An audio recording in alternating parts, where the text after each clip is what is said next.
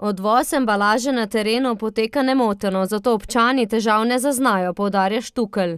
Tudi sheme, torej podjetja, ki odvažajo embalažo, so izdala dovolj naročil za ves mesec. A je težava nastala pri prevzemnikih oziroma predelovalcih.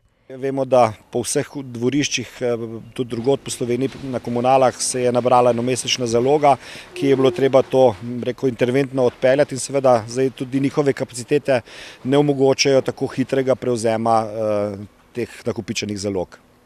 Kljub državnemu ukrepu, po katerem so sheme dolžne prevzeti dodatne količine embalaže, izvirni problem, to je zakonodaja, ostaja, meni Štukelj. Vrhovno sodišče je potrdilo, da ima ena od shem prav, in sicer šlo je za to, da prevzemajo samo toliko embalaže, kolikor so dejansko prevzele oziroma embalažnine.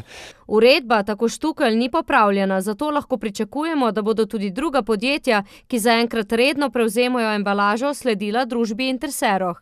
Se dogovarjamo tako z vsemi zavezanci, ki morajo prevzeti to embalažo, torej embalažna podjetja. Sami pa tudi razmišljamo o tem, da bi vsaj delno začasno skladiščenje, dokler se ne bojo celotne razmere v Sloveniji uredile, zagotavljam tudi na odlagališču v Leskovcu. Nobena komunala te problematike ne more reševati, pa pravi direktor komunale Trebnje Stanko Tomšič.